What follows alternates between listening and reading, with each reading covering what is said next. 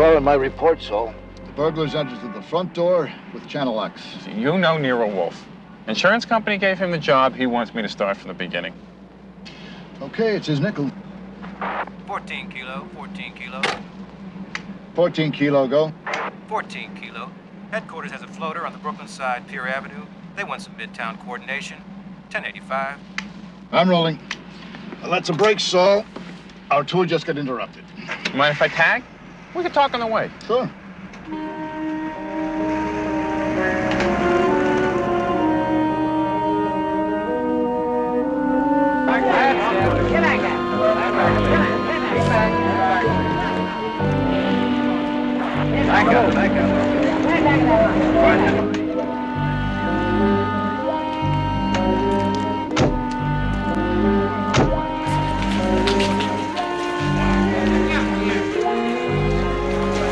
Inspector Barney Cross. Yeah. Hey, Panzer, what are you doing here?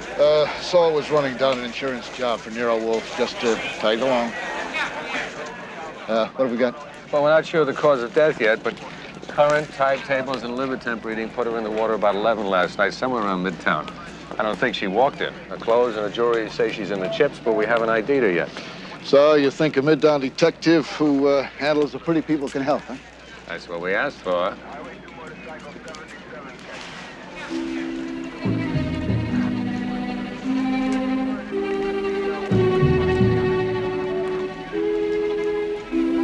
Nope.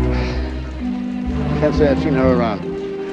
Okay, we'll check missing persons. But I would like you to help coordinate. As soon as I get an ID, I'm going to want to toss her apartment wherever she lives.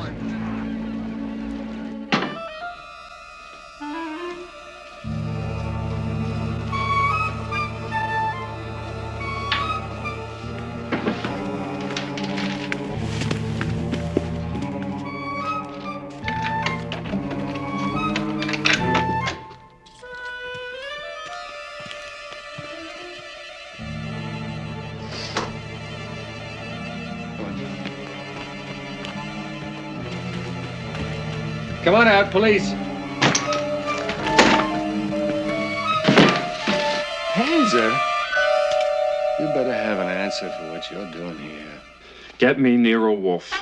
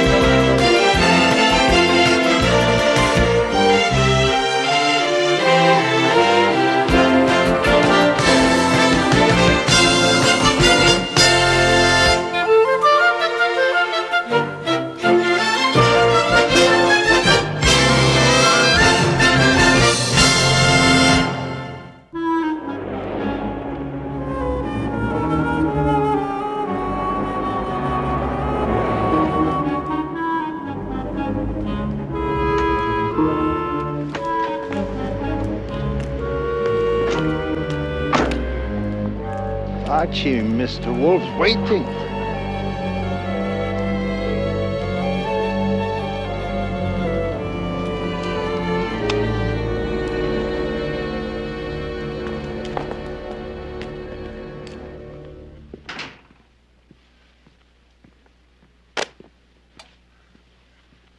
Our wandering Seamus.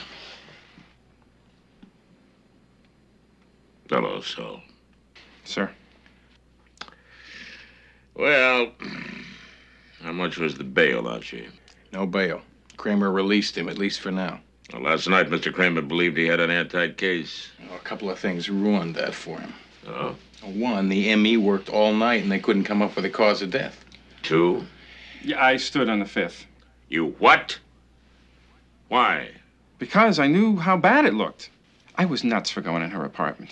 But that doesn't change the fact I was there. Well, tell him why you were there, Saul. Well, I just saw April lying there in the docks. All kinds of things going through my mind. Inspector Kramer has a dead lady and suspects foul play. So when I hear they don't have her ID'd, I decide there just might be time to get my stuff out and save the grief. Not smart, Saul. How long have you been involved with April McKenzie? Me? And April? Never. She was a nice girl who shouldn't be dead. You didn't live with her, Saul? No way. I just stayed over once in a while when I was in Manhattan. Save time. April and I were just good friends. Hey, I know how it looks, but she was lonely. You want to believe that? She could talk to me. You know how you can sometimes say something to a stranger that you won't say to anyone else? Well, I was April's stranger. Then I was her friend. Yeah, but not in the strictest sense. I'll live in friend.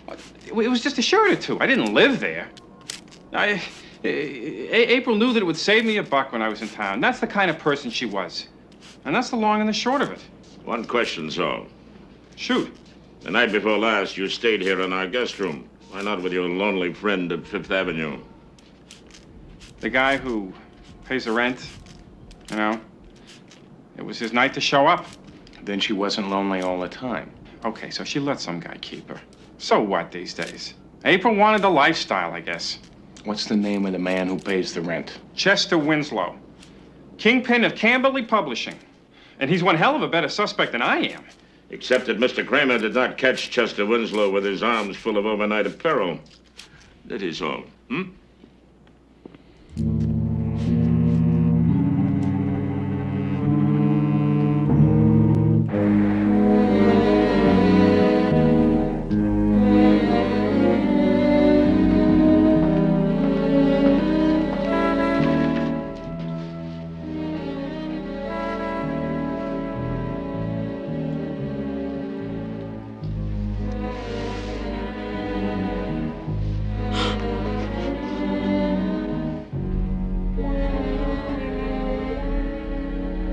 Yes. That's my sister. Have you determined the cause of death yet, Doctor? Well, the tests I've run so far seem to indicate that she drowned. You sound like a man with some reservations. Yes, there's a pupil dilation that I'm just not comfortable with yet. But until I can run a few more tests, well, we're just going to have to wait, Mr. Goodwin. Well, do you have a time estimate? What is all this? My sister drowned. Can't we leave it at that? Who are you to be interfering? I have a client, Miss McKenzie. Well, your client can go to blazes. I want this over with. Will you stop it? Don't you have any feelings at all? You're just like April was. Emotional and selfish. Close your case, Mr. Goodwin.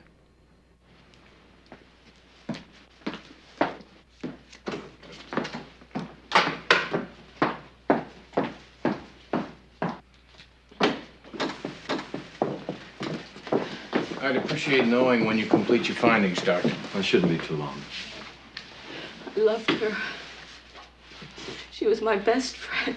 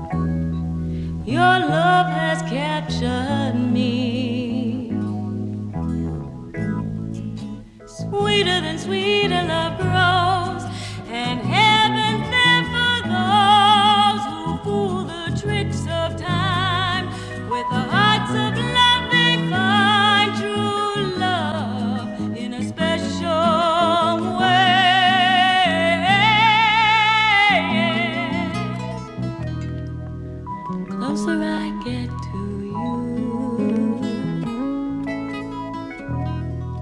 the closer I get to you, the closer I get to you.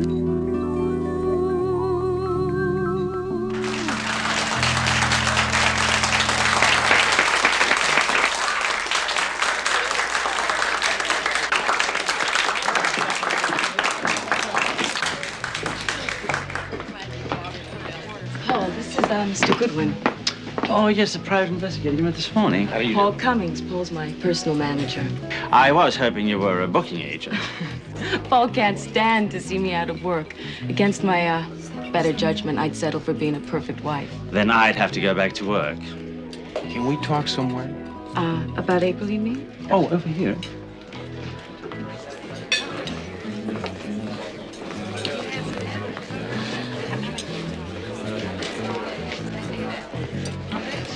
April was a sweet kid, Mr. Goodwin. As a favor to Julie, I tried to find her some work. I just couldn't sell her in the kind of places she wanted. Which were? Well, like this place. It's not the best, but on the way up. April wouldn't take the joints again. Unfortunately, she just wasn't good enough. On the phone, you said Nero Wolfe thinks someone killed April. Yes, he does. Well, maybe you ought to ask her sister. The sister I saw at the morgue didn't seem to be very upset about April's death. Is that why? She wasn't upset. Donna's a math professor at a college uptown. April was broke when she came home a few months ago. Donna was ashamed of her. She wouldn't even buy her a cup of coffee. As far as she was concerned, April was mud. Donna's the kind of woman who would go to any lengths to see that that mud didn't spill onto her. As far as murder? Her own sister? I wouldn't put that onto anybody, Mr. Goodwin. I don't even think Donna could hate anybody that much. But whatever anybody thinks about the way she lived, April was a fine, decent person. Well, thanks for talking to me. I hope it helps. If someone did kill April, I want that person found. It's nice to meet you.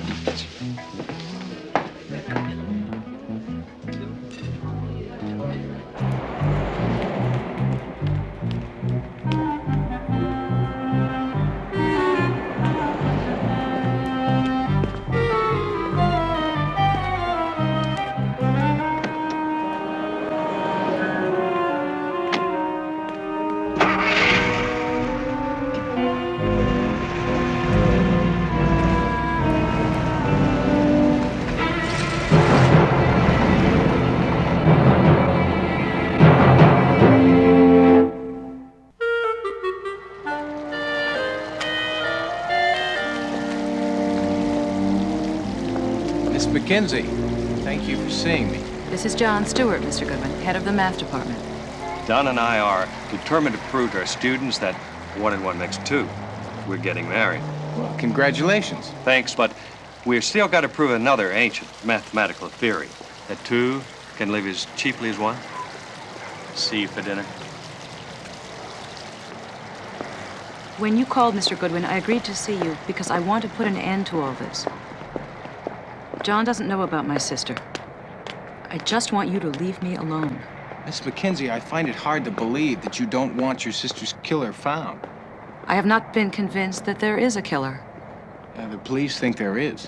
Then it's up to the police, isn't it? Look, Mr. Goodwin, April was my sister.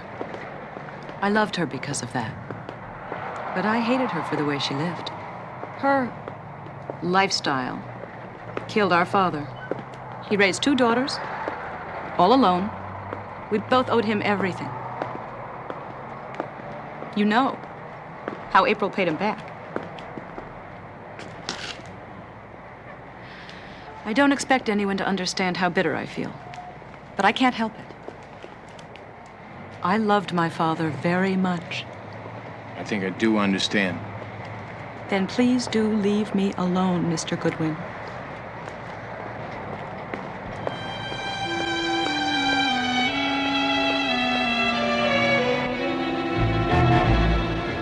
Most interesting, Archie. I already found Donna Mackenzie a fascinating enigma. I figured you would. Woman of good taste, impeccable breeding, and education. She has every right to be distressed. But right now, I have a new challenge for you. The publisher, Chester Winslow. I wondered when we'd get around to him. I wish to speak to Mr. Winslow personally, Archie. He's practically there. Satisfactory.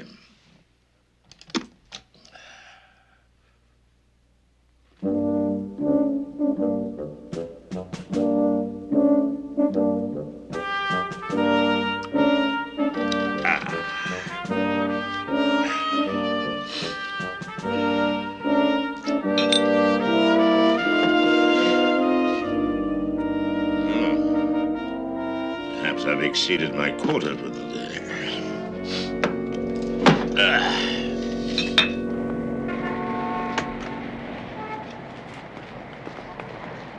Mr. Winslow? Hey. I'm reaching for my identification, that's all.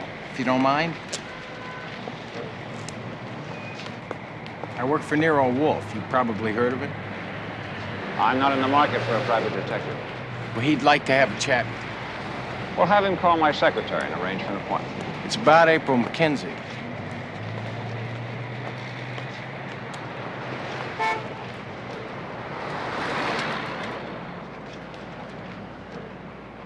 Yes, Mr. Wolfe, I did know April Mackenzie.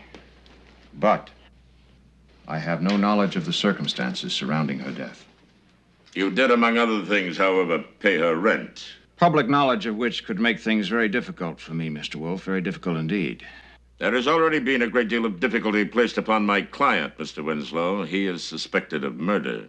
I'm prepared to pay you handsomely to keep my name out of this affair. Mr. Wolfe, I didn't kill April Mackenzie. I hope not, sir, because I intend to clear my client, Mr. Panzer, of all the charges against him. And we have nothing further to discuss. Good day, Mr. Wolfe. Mr. Goodwin.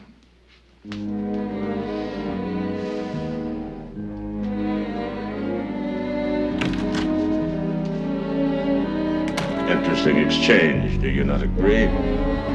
So let me in on it. Soon enough, Archie. Soon enough.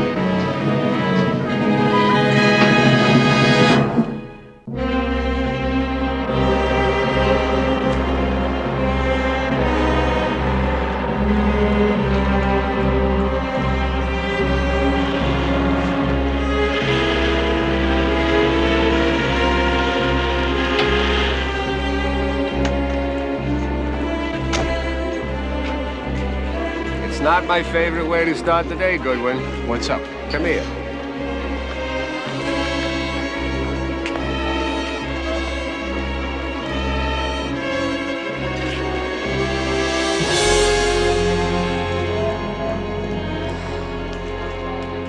It's Andy Davis, all right. Let's check for lividity here. You knew him? He was the ME assigned to the April McKenzie case. Talked to him a couple of times on the phone since. What about? He had some tests to run to rule out something that was bothering him. I was checking on his progress. Why? We have a client that you're trying to sink for the April McKenzie murder. Saul Panzer had pad privileges at the apartment, Goodwin. We caught him there, remember? An innocent bystander, believe me. Sure. Goodwin, what do you know about the test Dr. Davis was running? He said something about the pupil dilation in the eyes bothered him. That's it? Well, up to now. Is that why you called me here? I called you here because the man I sent over to the coroner's office checked Dr. Davis's work area. Your name was on a notification list along with mine for the results of the McKenzie test. So? The doc told me early on that he had a sample of body tissue that was critical in those tests he was making. He came back to work last night at the lab at 7 o'clock, according to the coroner's sign-in sheet. 2 of the people on the cleanup crew saw him at 9 o'clock. He never signed out of the lab. Our patrol boat found him floating in the water at 6 o'clock this morning, face down. And I thought maybe you might know something. We didn't. I don't. You mentioned something about body tissue. Missing from the lab. Missing. And critical to establishing the cause of April McKenzie's death. That's about it. A condition favorable to your client, Goodwin? Goodwin, I asked you a question. And more favorable to the killer if there is one, Inspector.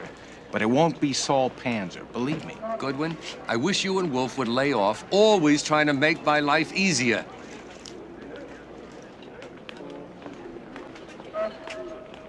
No external evidence of trauma, Inspector.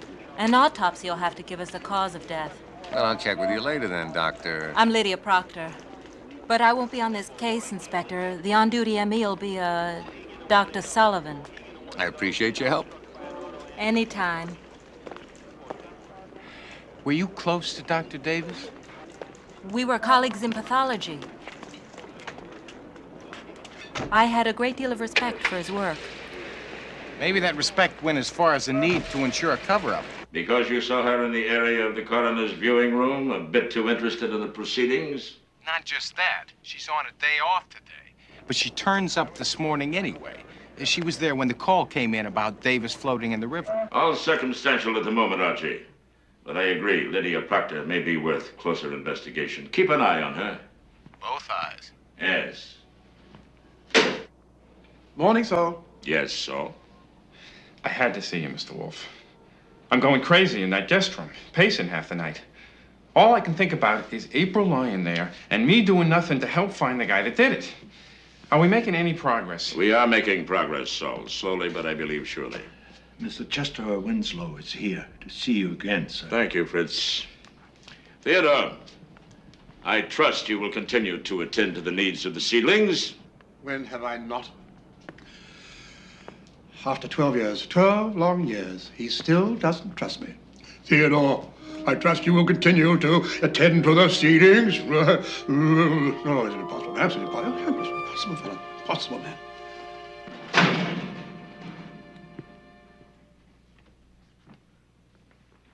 Now, Mr. Winslow, to what do I owe the honor? Mr. Wolfe, I'd like you to reconsider the employment offer I made yesterday. This should serve as an appropriate retainer. $50,000. Far more than I'm sure your client, Mr. Panzer, can pay for your services. I'm sorry, sir, but the answer is still no. I anticipated that, but I know your reputation. I'm certain that if your Mr. Panzer is guilty, you'll lead him to the bar of justice, client or not. What has that to do with the matter at hand? Take the $50,000. No strings. You're not simply giving away that much money, sir. What do you expect for it? If you could prove that I had nothing to do with the death of April McKenzie and you keep my name out of it, the money is yours. If, on the other hand, you produce evidence which convicts me, you can also keep the money and turn me over to the police.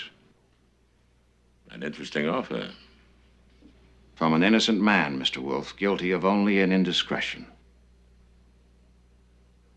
It is still possible that you are a guilty man attempting to shift suspicion in other directions. I am personally convinced that if April Mackenzie was murdered, it was by your client, Mr. Panzer. Of course you have a reason.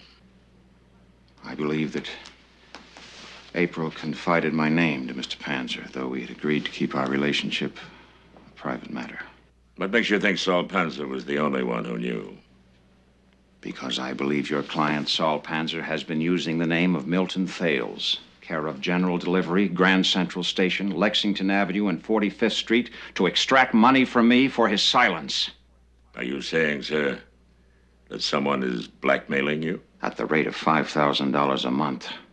And I believe your client, Mr. Panzer, has been collecting that money, Mr. Wolfe.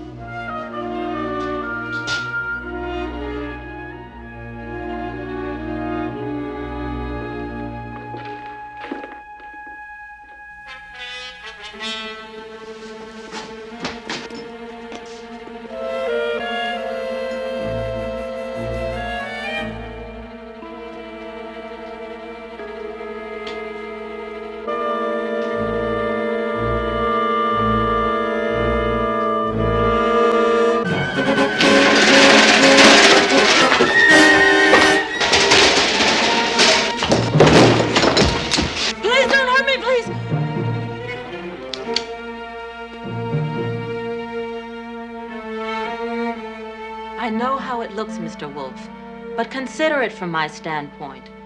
Somebody killed Dr. Davis. I was going on with the tests.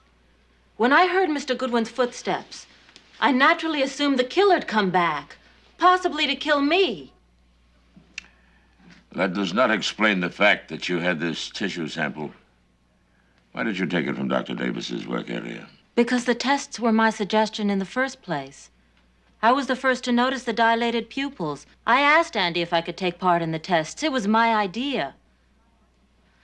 I'm a woman. I'm also a darn good medical examiner, but the woman part gets in the way. I wanted credit for the discovery. Men still don't find it easy to defer when a woman's involved. That's why I took the tissue. I still wanted to prove April Mackenzie died from insulin poisoning, not from drowning. Insulin is totally absorbed in the body, as I recall, and becomes virtually untraceable. Exactly. How could you prove it was used as a murder weapon? I conducted a microscopic examination of April Mackenzie's body. I found what I was looking for, a needle mark on her thigh. Insulin is absorbed into the bloodstream, but I counted on finding traces in the injection site. And that is why you were examining the tissue? I've proven it, Mr. Wolfe. Just before Mr. Goodwin came in, the mice died in the proper test sequence. April Mackenzie was murdered by insulin poisoning.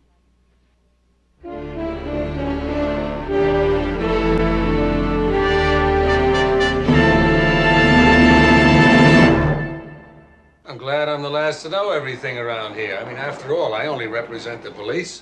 Please, Mr. Kramer, be content with what you now know about the tissue sample and the insulin poisoning. Perhaps you'll share the identity of April Mackenzie's lover with me? It was not Saul Panzer, I can assure you of that, sir.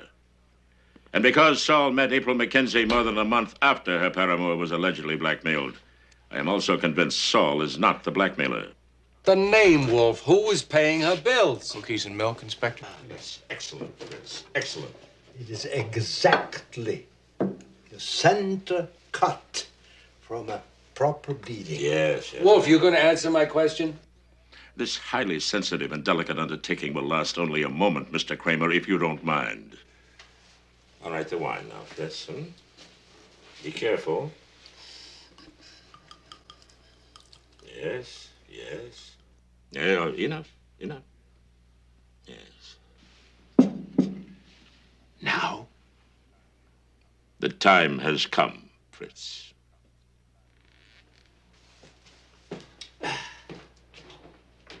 That is absolutely beautiful. The slicing is perfection, Fritz. Magnificent thinness. Did you like the honor, sir? You are the chef, Fritz.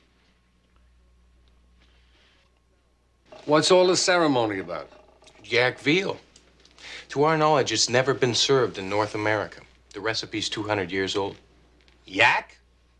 The milk? Yak milk. He had it flown in all the way from the Himalayas.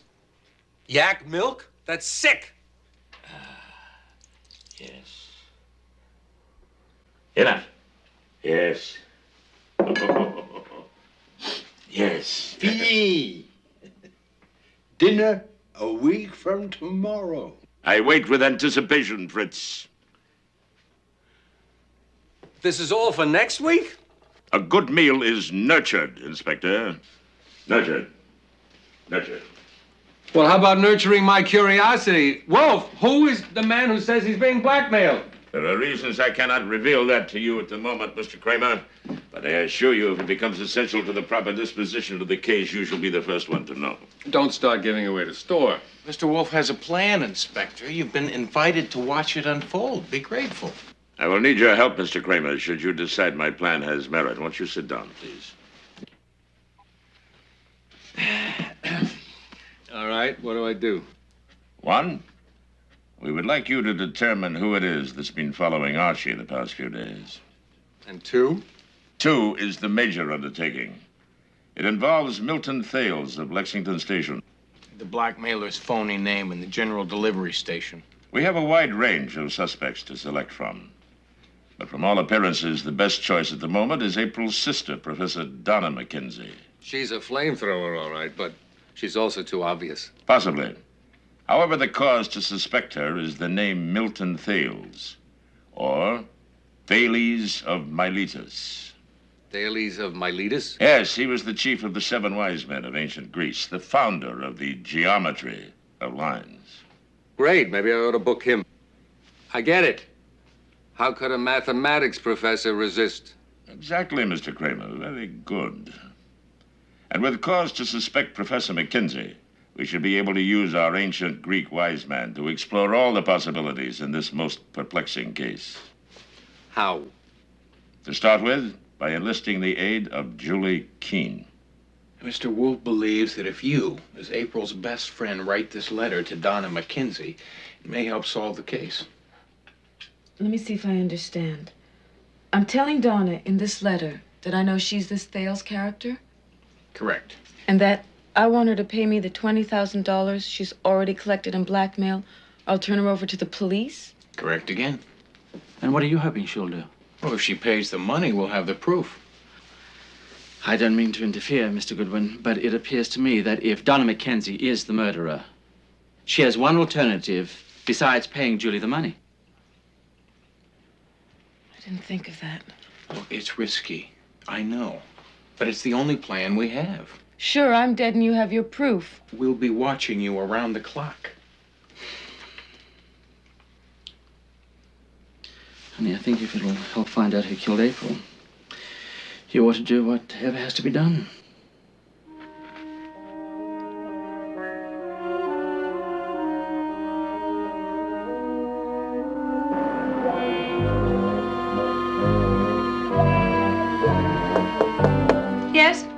Javelin Express. Letter for Donna McKenzie.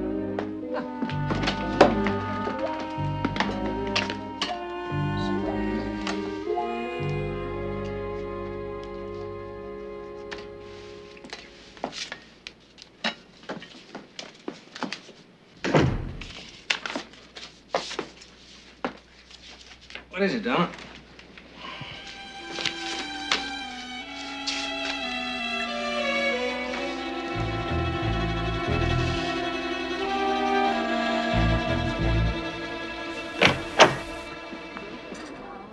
Oh, it's you. You okay? I'm just on edge, I guess. Oh, relax. I'm your protection, remember? I think it's just the waiting. It's tough. You about ready for your show?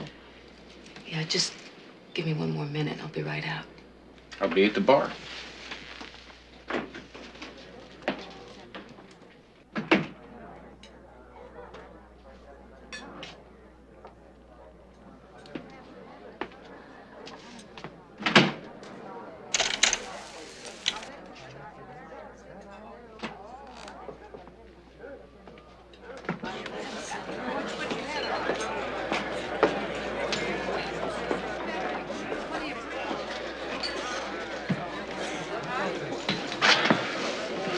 How's she doing? Nervous, but she'll be fine. Look, I hope you're doing the right thing. Making two of us.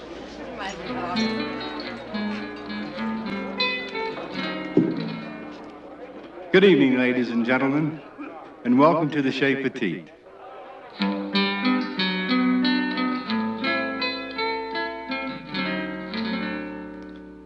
And our first session for the evening, ladies and gentlemen, for your kind of entertainment, today's kind of singer, Julie Keene.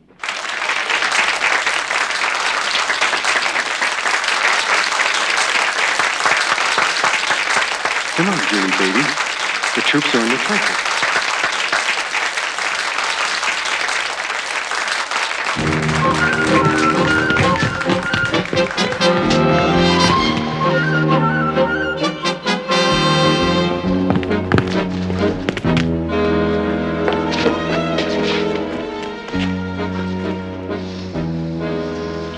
Call an ambulance. Julie, can you hear me? Julie, come on, wake up. Wake up, Julie. What is it? Who opened the stage door? I did. Someone knocked. Said he worked for Nero Wolfe. He was checking on me. Who was it? He wore a mask. A tall man. I couldn't see his face.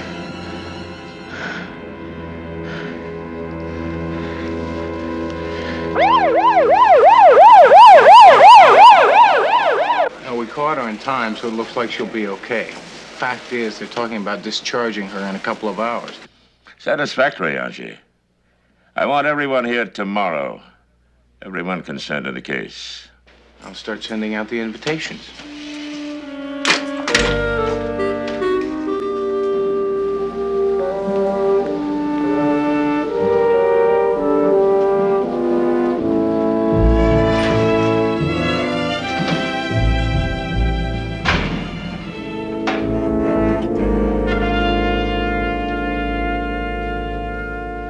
Thank you all for coming. It is time to clear the air, so to speak. When the East River gave up the lifeless body of April McKenzie, police action was immediate and relentless. In a swift foray to her Fifth Avenue apartment, they surprised one Saul Panzer in the stance of the fleeing lover, and they were confident that he was their man. He was not.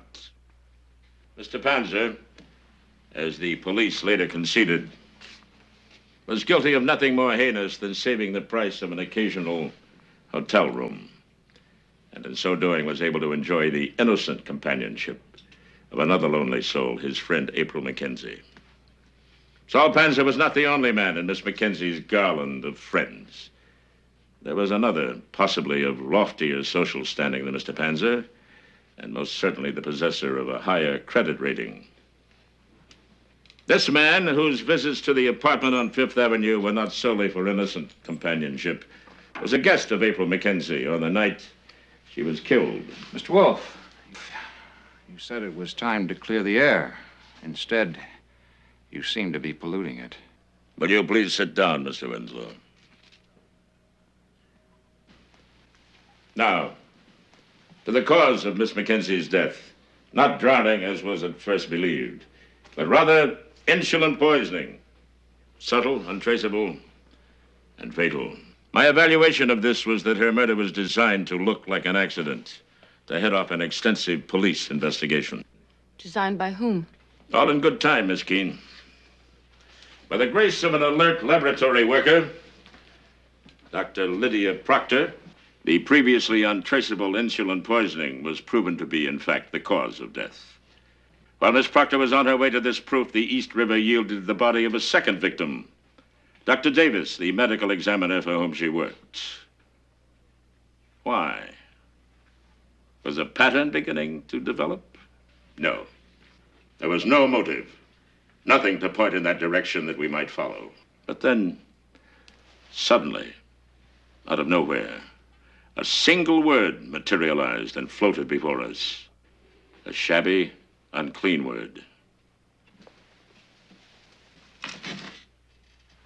Blackmail. And we had our motive. Am I correct, Mr. Winslow? How should I know? Does the name Milton Thales mean anything to you, sir?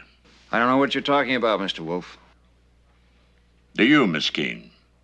Do you know the person who called himself Milton Thales and signed his name to letters exacting blackmail from Mr. Winslow?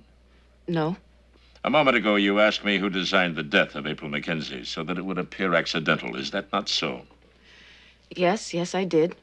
Would it come as a surprise if I said it was you, Miss Keene? What? You think I killed April? No, Miss Keene. But you're as deeply involved as if you had. You see, at the time you were attacked outside the stage door, Inspector Kramer had his men watching Donna Mackenzie, so she could not have been the one who attacked you. Or maybe she had an accomplice. Julie said it was a man she saw. The point, Mr. Cummings, is that Miss Keene was not attacked at all. I almost died. I was in the hospital. Yes, Miss Keene, but you knew help was waiting in the persons of Archie Goodwin and Paul Cummings. Inspector Kramer's men, at my request, were covering the alley as well. They saw you let yourself out of the stage door, and then they saw you inject yourself. Just enough to make you ill, but not fatally ill. What is all this? Julie's not a murderer or a blackmailer. No, Mr. Cummings, she is not either of those. Well, then who? You, sir. You were the blackmailer. You killed April Mackenzie. Because she found out you were blackmailing Chester Winslow and threatened to expose you. Julie was only a reluctant accomplice. She was in love with you. When she discovered you were blackmailing Mr. Winslow, she agreed to your plan to throw suspicion away from you and upon Donna Mackenzie, or upon her fiancé, Professor Stewart. It's ridiculous. Where's your proof?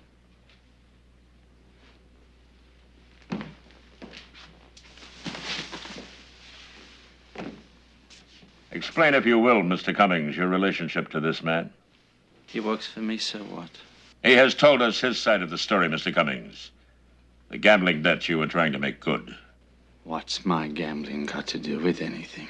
It has everything to do with the death of April Mackenzie. Your life was worthless unless you paid your debts.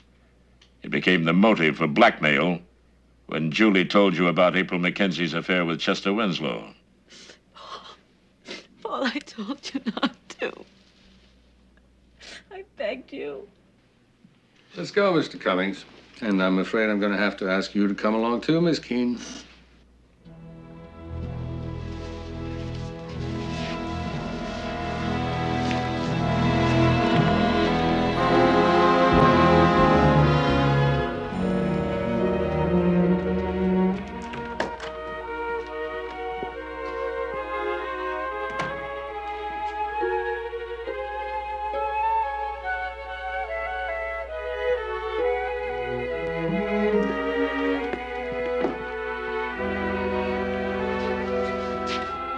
I'm sorry you had to be exposed to all this.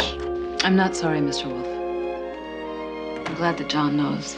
It was stupid to try to hide it from him. Wouldn't have mattered. Don't you know that? I want to go home. I haven't cried for April yet.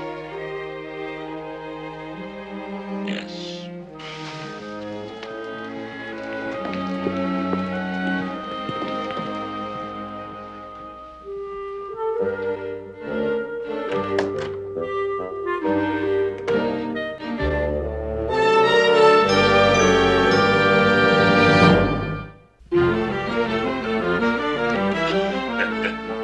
Next time, Saul, try a hotel. There won't be a next time. Yeah.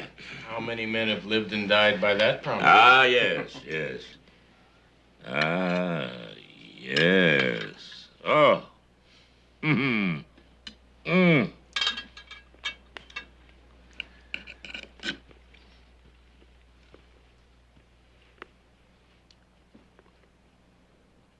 Oh. Mm. Mm. Mm. Not bad. Not bad. A grotesque understatement, Saul. It is impeccable. Yeah. My mother fixes it every Friday. I'll get you her recipe, Fritz. It has even a little better flavor. Your mother has no such recipe, sir. This is yak veal. I don't think that's what she calls it. Maybe you'd like to meet my mother. I would not, sir. Yak veal, indeed. Your mother. It sure tastes the same. Does your mother perhaps come from the Himalayas? Himalayas? No, Hoboken.